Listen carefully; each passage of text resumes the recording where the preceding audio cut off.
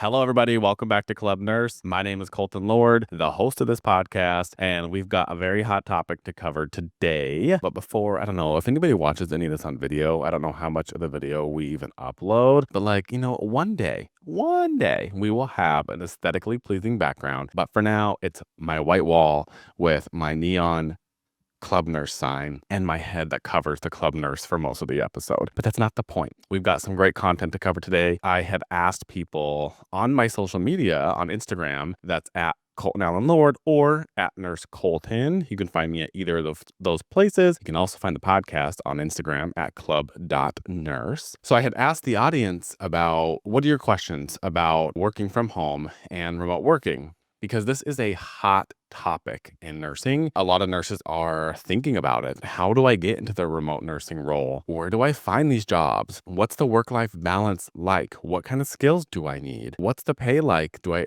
get benefits? There's so many questions that nurses have about working from home because I think that this is something that is enticing. I think a lot of nurses and people in general just want freedom. They want flexibility, and the thought of being able to possibly work from home is a big deal. People have kids, pets, just so many obligations. And so I think that thought of being able to have that and still get paid a nursing wage is a big deal for people, and rightfully so. So I'm going to give you this is all my experience with working remote. I'm going to give you the truth and the pros and the cons, and maybe this will plant a seed for you to seek a remote role, a hybrid role, or maybe this will be what you need to hear to be like, actually, I don't think that's really for me. I'm going to seek something else. So yeah, let's chat about it. Let's talk about it. Again, I had asked on my social medias, on my stories, to give me some questions. What do you want to know? And trust me, we got plenty. I actually was really surprised at the response. And actually, let me just kind of preface this with, I guess I wasn't that surprised. I was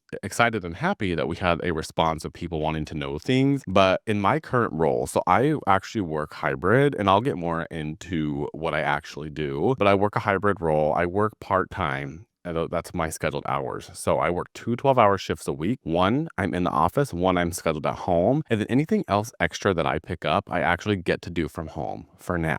So what I wanted to kind of touch on, and how I know this is something that nurses are so passionate about, is there's actually a lot of drama going on with my workplace. And I'm not going to disclose exactly where I work, but there is a lot of drama going on with the nursing staff and how to make this remote nursing equitable. And that is, I think, the issue with the hybrid model is it's who's getting to work from home when? Why are some people getting more shifts than others? And there's a lot that goes into it. We don't need to get into the nitty-gritty of the drama with the workplace drama. But what I have noticed is that it's something that people are very passionate about, especially, again, nurses, being able to have this flexibility. So let's talk about it. So let's start this episode off with just some personal questions that people had about my role specifically. And the first question was, how did you land this job? And what do you love or hate about it? Okay, so how I landed this job. It's kind of funny. I was still a local travel nurse at this hospital. And basically what happened was my contract was technically rotating to days and nights. But I had been traveling here for almost 2 years, and I had never had to rotate to nights. They had let me just keep my day status. I am not a night shift nurse. I will not work night shift. That is a hard boundary for me. And call me what you want. Call me a diva, prima donna, dramatic, entitled. I really don't care. I will not work the night shift. And here's why. I've tried it. My body does not respond well, and it takes a huge toll on my health, mentally and physically. And for me, personally, I do not feel like I am willing to trade any aspect of my life in that drastic of a way, my health, for a job and for money. And I get it. Not everybody has that exact option. I personally think that everybody has some control over working day or night. It depends though. The more specific you need or want for a job, like if you're coming out of nursing school and you specifically want to work in the ER at the specific hospital and all they're offering you is night shift, then you got to do it. But if you have more flexibility in what you want, then you really do have options. If you have other hospitals that are on your radar, other specialties, and you really don't want to work night shift, there's a way around it. But again, the more flex or the more specific you're getting in the job that you want, the less opportunities you have and the more likelihood that you may have to work some night shifts. But for me, I'm like, this is a hard stop. I will not do it. I will not work night shift. So they rotated me for a month. I don't even know if it was a month. I got a schedule where I was on some night shifts and I was like, hey, I got to figure something out. I cannot do this. I did show up for my couple night shifts that I was scheduled, but I really was struggling through it. So basically I had kind of put it out there into the ether, into the universe, if you will, that I was thinking about, oh, how nice would it be to be able to work from home. At that time, kind of my social media life was kind of taken off and I was trying to figure out a way to be able to focus more on that. And again, I didn't really look for any roles. I just had thought about it, put it out there. As this was happening, a nurse that I worked with at the hospital in the ER was talking about at the nurse's station how she had just landed a job that was hybrid and that she was doing in the office. And let me also say, I was also very burnt out of the ER at this time. And when I say burnt out, like I mean burnt out. I don't mean the buzzword that we all throw around when we're just tired and need like a couple of days off work. Like I was burnt out. And I think this is a direct result of working 48-hour contracts through the pandemic, continuing that into post-pandemic, and just working myself really to the bone without really taking a break and taking care of myself. And anyway, my colleague, she had this opportunity. She's like, oh, I think they're hiring. And so I had applied for the job through her. She was kind of a reference for me. I saw the job was posted on our company's website through our hospital system. I went on, I applied for the job, and I ultimately ended up getting it. And again, it's kind of funny, when I was interviewing, they wanted me to work a rotating day and night schedule, 36 hours a week. And I was like, no, I'm not doing that. So I can't even work night shift in the ER. Girl, you think I'm going to sit at a computer overnight? Absolutely not. So again, that's a personal preference. Some people love the night shift. It works for them. They have kids. It works great for their life. For me personally, it just does not work. And so I ended up actually getting passed up for the job initially. And then they had kind of come back around and said, actually, we can offer you a per diem position. So I went on as per diem. Within a couple weeks of me working there, they ended up coming up to me saying, what will you do? Will you take a part-time role and rotate day evenings?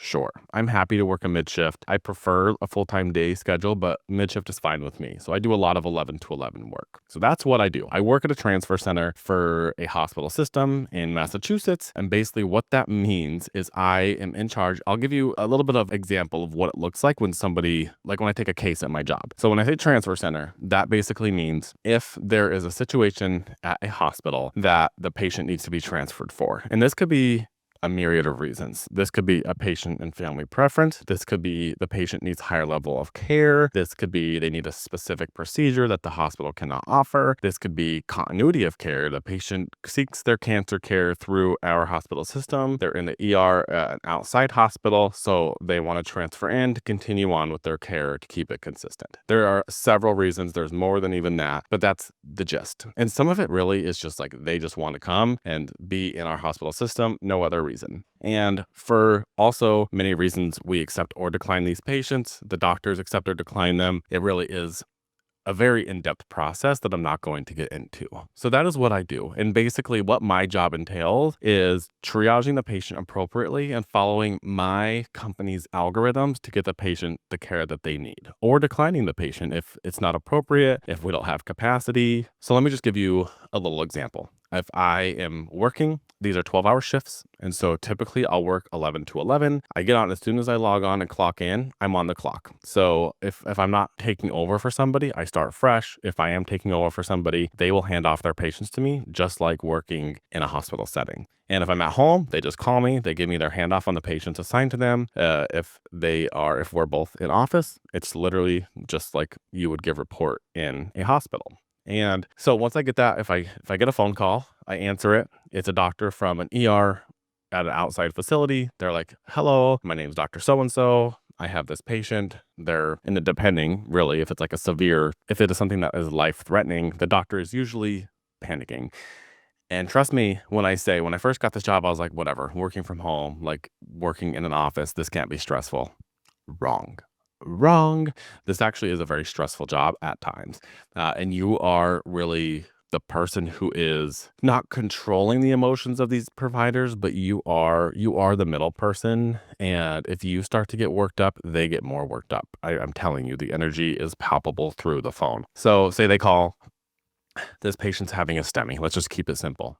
They call, patient's having a STEMI. They need emergent cath lab now. So okay, I take the call. I connect them with our interventional cardiologist. They take a look at the EKG. Yep, it's a STEMI. Get them over here now. I let the outside hospital know, okay, we can accept to X facility. Please arrange transportation. Make sure you give us the ETA so we can update that and activate the cath lab. Call. We let the ER nurse charge nurse know, hey, the patient's coming. They're supposed to be going straight to the cath lab. If transportation happens to come through the ED, just letting you know they need to go direct to the cath lab. Okay, call the ICU nurse administrator. Hey, just so you know, patient's coming with a STEMI going to the cath lab.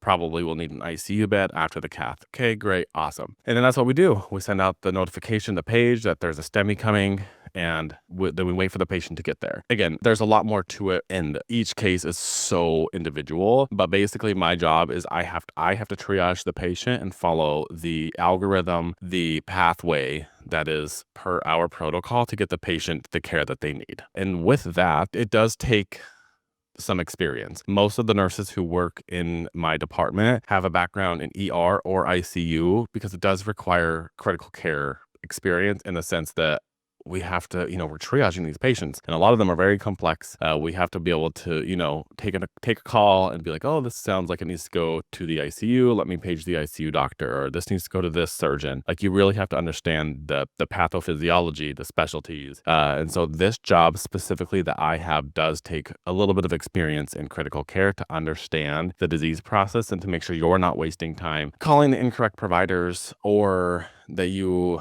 aren't missing something and declining a patient who may really need higher level of care. And it's not perfect. There are times where, I call a surgeon and they're like, oh no, this wouldn't come to me. You need to call somebody else. And that's okay. That's just part of the job. We're not perfect. We don't know everything. Hello, it's nursing. And it really is collaborative, just like working in the hospital. It's a lot of times of, bouncing things off our colleagues. Hey, like, what do you think about this? Where would this go? Similar to when you're working in an emergency room. Now, the caveat to that is when you're working remote from home, you are alone. We do have like a Teams messaging system where we are messaging back and forth. I do have I'll put this in kind of quotes, like charge nurse who we can call and, ask questions to. But the expectation is if you are going to work from home, you need to be proficient and knowledgeable and efficient and understand the process to get the patients where they need to go. That doesn't mean you can't ask questions, but you can't be calling every 5 minutes. Hey, help me, help me, help me. So yeah, you have to be able to work independently from home. So that is what I do as a work from home nurse. I work for a transfer center, getting people from all over the place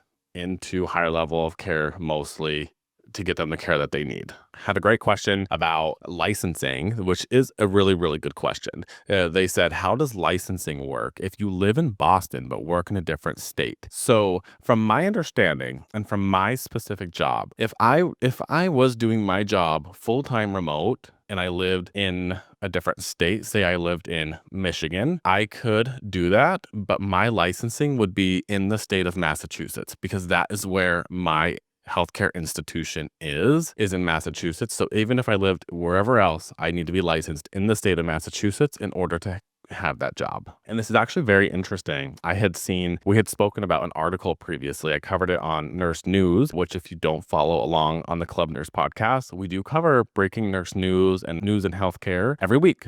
We usually post those at the very beginning of the week. Typically Mondays or Tuesdays is when those news episodes do come out. And I remember we talked about how there is now a program in the Philippines where they are able to work remotely in the Philippines, but on a license in the US. So wherever that company is based, even if you're living in the Philippines and you're working for a company based out of California, then you need your California state license in order to practice in that state, because that's technically like the jurisdiction that you are practicing in.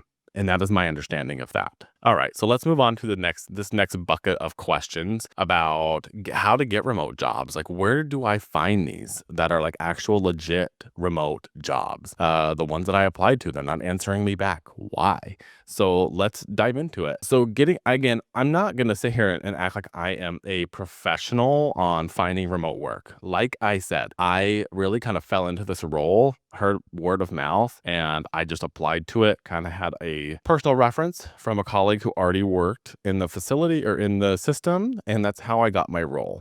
But I have had conversations and I have talked to people who are in this remote space, and I think that I have some input to give you that might help you kind of navigate this remote nursing world and how to find the job that suits you the best. I know one nurse that I knew when I lived in Arizona who works for Epic, like the charting company that we use, the documentation company. I mean, I don't know what you would actually call them.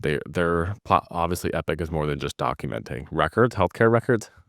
I don't know the umbrella that Epic would fall under as far as like industry, but either way, she worked for Epic. She lived in Arizona, and Epic is based out of Milwaukee, Wisconsin. And so she would have to fly to Milwaukee, I think a couple times a year, maybe once a quarter. I don't know exactly, but she worked in Arizona and she works in the IT department. And I do know that IT nursing does require, I think, a little bit more training or specialty, maybe some more education. And those jobs are a little bit harder to find from my understanding and from the conversations that I have had, because it does require a more specific skill set versus just, clinical knowledge, but it's an option. So maybe go look on the Epic website, see what you can find. I know a nurse practitioner who works for Weight Watchers. These are big brand companies that you can work for. And when you log on to like Indeed and Glassdoor, you'll see like all these jobs like CVS or just like these random jobs. But again, they are out there. And my recommendation to you on how to get a remote job is I had an episode with David Rosenbeck. If you scroll back to the June 25th episode, so if you're listening on Apple Podcasts, if you scroll back, it has the date next to each episode. Go to the one from June 25th of this year, or if you're on the Nurse.org/Club Nurse website, just scroll down. You'll see it. It's with David Rosenbeck. Go Beyond the Bedside is his company that he co-founded, and I'm blanking on the co-founder's name. I'm so sorry. But they have created a really great platform, and this I recommend because you do have to pay a small fee of something like $15 to $25 somewhere in there. But what they're doing is they're saving you time. I will pay that any day to save me time, because if you have looked for remote nursing, you already know how miserable it is and how daunting it is to log on to something like Glassdoor or on LinkedIn or Indeed, like these, and you like look for these jobs and it just like throws thousands of jobs at you. And even when you're filtering things, like filter by, I want remote work and like this type of location or this type of pay, this field, like it still throws out like thousands of jobs at you. And like that's way too saturated. Who knows if those are even legit? I'm sure some of them are, and I'm sure that people do land jobs that way, but that just doesn't seem like the most efficient way to do it. And it seems like a very quick way to burn out looking for, oh gosh, I hate the word burnout. I really do. It just seems like a way to feel defeated from looking for these remote jobs when it's that saturated of a market. And,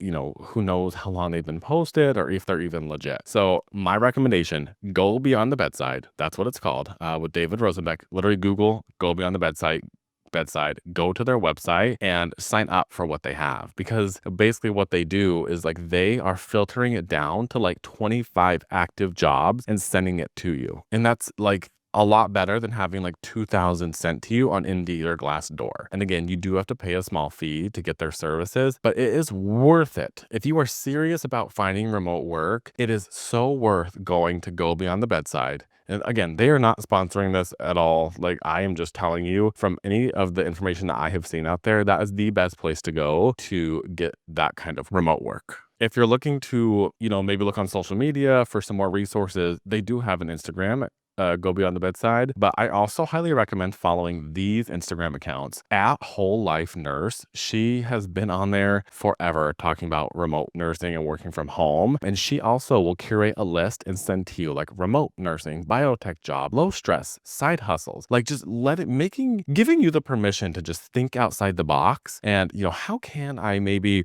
keep my bedside job while doing some kind of side hustle? Or, how can I make this like little transition into remote work? I'm not sure exactly exactly how or, what I want to do, go follow these people. Like at Whole Life Nurse, she really puts out great content. She also curates a list that she sends to you of real-time remote nurse jobs that you can find out there. If you follow nurses like at that nurse Daisy, she really talks about the benefits of working from home and how it's changed her life and her stress levels and just like the lifestyle she gets to live because she's not wired and working in the ER and doing all these crazy stressful things. And it's okay to accept that.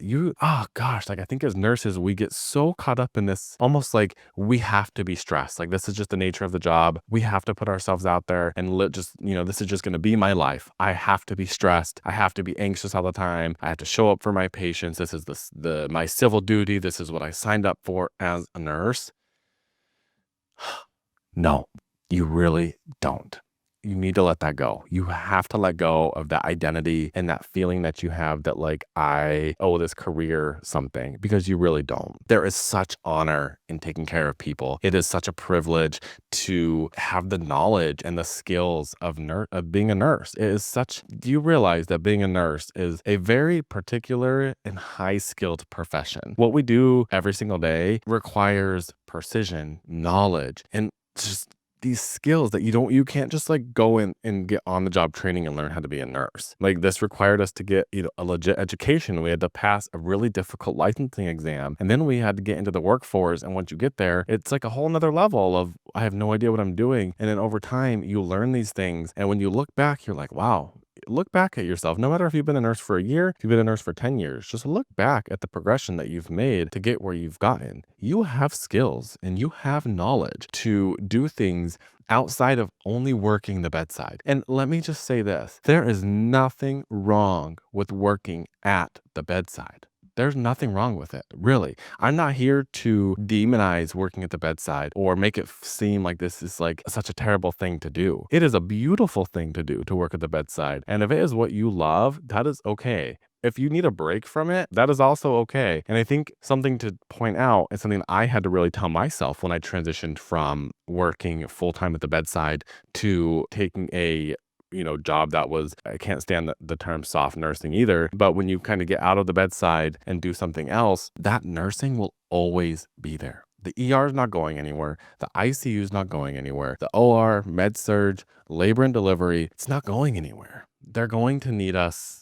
Yes, AI is coming up. They're not going to replace the physical nurse. I will say that bold statement. AI is not going to replace the physical nurse at the bedside. So take the jump and take the break. It's okay. You are allowed to do that. You are allowed to take that break, and don't even look at it actually as a break, because you're still going to be working. But you can take the break, from the bedside. It's going to be there if you want to go back. But if you're interested, if you're looking for a little bit of a lifestyle change, you need to maybe regulate that nervous system. I highly recommend looking into it. Like, what's the worst that's going to happen? I think for most facilities, you can go per diem at your bedside job if you're afraid to fully rip off that Band-Aid, because that's what I did. I went per diem, and then I eventually was like, okay, I'm not really showing up anymore. I'm going to quit before like I burn this bridge of just like ghosting them. So that's what ended up happening with me. I quit my ER job, and guess what? I'm thinking about somehow getting myself back into that bedside role eventually, but I'm not making this quick decision to go do it right now. Okay, so yeah, another question about getting remote jobs. Somebody said, all the ones I've applied to, I've never heard back. Why? So I kind of just talked about this. It's probably because you are looking on sites that feed you thousands and thousands and thousands of jobs. They're very general. There's a lot of saturation, a lot of candidates. That's like LinkedIn. LinkedIn's actually not the worst place, but like Glassdoor, Indeed, those kind of sites, they're going to just give you a ton. So I will say it again, go check out Go Beyond the Bedside, created by David Rosenbeck and his co-founder. I'm so embarrassed I can't remember his co-founder's name. He's actually not a nurse, but the two of them together, they've created this great platform. So go take a look at that. The part that we had so many questions on that I know people are so curious about, and it is obviously very important. It's one of the most important things, if not the most important thing about looking for a job. But what are the pay and the benefits? I had a lot of questions about this. As somebody said, what is the pay like for remote jobs? Again, I can speak for myself. I know there is a wide spectrum. This is just like working at the bedside. I think a lot of this really depends too on where the company is located. And I want to say this. Let me say this about my job. My job, I cannot do my job anywhere. So I can't just like take my laptop with me, go on a vacation and do this job. Okay. I need a full setup. I have two monitors. I have my keyboard. I have then the laptop that plugs into the two monitors. I have to be hardwired into an internet modem. And then I also have the big like phones that you see at the nurse's station. I have that. I have like a whole nother box that I think is for like, I actually don't even know what it's for. Maybe security, a lot of things plug into it. Like it's a whole setup I have to have in order to do this job that I do whenever I'm working from home. There are jobs that I know that it is just you and your laptop. It's kind of self-paced, self-directed. You've got your caseload. You're doing things. This job is different. This job that I have, like I said, I take the calls. I have the patients assigned to me, so I may have 4 or 5 patients. I may have one assigned to me at a time. It's just like working at the bedside. Who am I prioritizing? Who needs my attention right now? And again, that's where the clinical knowledge comes in. That's where my ER brain comes in, because if you have 4 patients in the ER, you really in your head have to say, okay, well, who needs my attention now? And it literally is back to the basics, like ABCs, or what is going to be the most life-threatening right this second. And that's what you're following in your head with the kind of job that I have. It's not like a case management role. I'm not like a nurse navigator. It's very different than I think most other remote nursing jobs out there. But with that being said, my pay is a lot different. And I'm speaking from my experience. My remote, I should say my hybrid, I'm not full remote. My hybrid position is not part of the union, whereas my job at the bedside was part of the union. Pros and cons to that. I think overall unions are great if it's a good nursing union. And I learned that through Nurse Erica, because my knowledge on unions is not the best. But I will give you my real comparison of my pay. So my hybrid nursing job, I have a base pay of about $70 an hour. 70.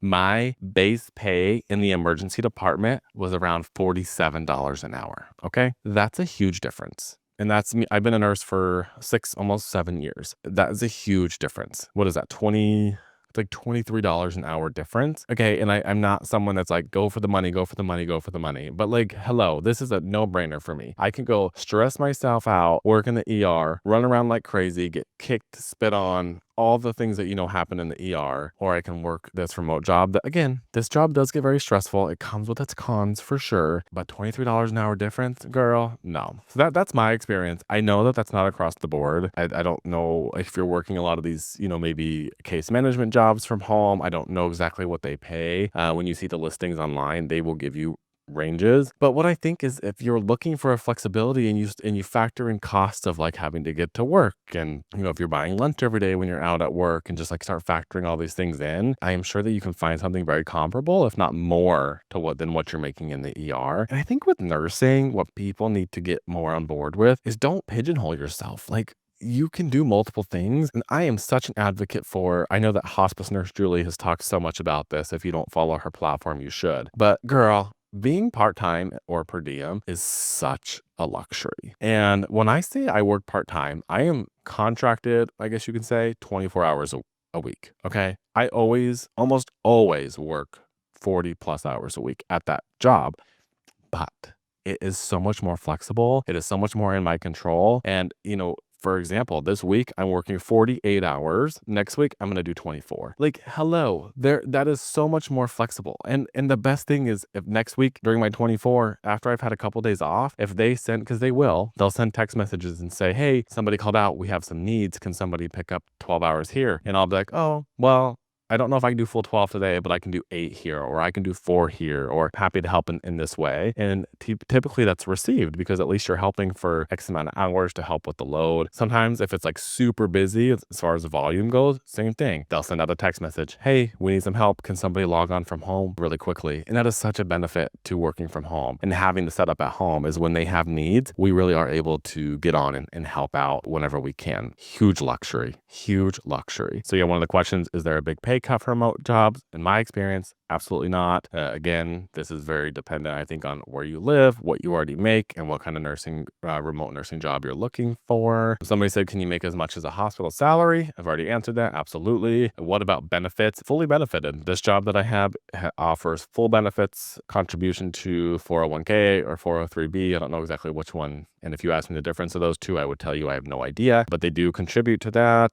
Full healthcare benefits, the whole shebang. So let's kind of run through these last few questions questions that I had from the audience. And again, thank you so much for these questions. So what skills are essential for remote nursing work? I really talked about this already with my job specifically. Triage is really essential. Just that critical care knowledge and background for my job specifically has been essential. And I think the funny part, I don't know if it's actually funny, but I find it a little bit humorous, is I'm not de-escalating patients anymore. I'm really de-escalating doctors because, like I said, when a doctor is calling from northern Maine with a patient who has an aneurysm that's on the verge of rupturing and they need to get them down to Boston, of course they're like freaking out, and then we're trying to get them in touch with the cardiac surgeon, and they're, oh yeah, like it's a whole thing. So the doctors are sometimes freaking out.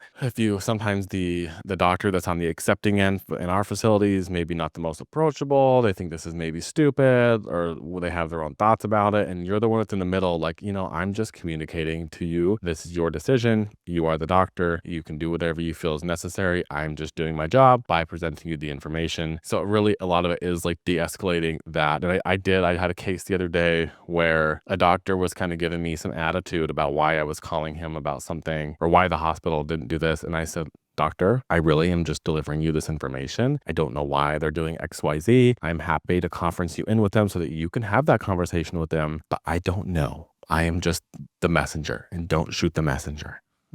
So really, it is a lot of de-escalating the doctors. And what I've learned is a lot of doctors have no emotional regulation skills, and it's the truth. What kind of nursing specialty is required to get this kind of job? I already told you. Mostly ICU ED backgrounds with my job specifically, because it's a lot of triaging critical patients. What types of remote jobs are there? I feel like nursing school focused only on the bedside, and that is for good reason. I think straight out of nursing school, a remote nursing role is probably not the best idea. Even if you're doing a remote case management job, I think you need to have some level of clinical experience or in hospital case management experience to be able to do these kind of jobs at home. Let's just be real.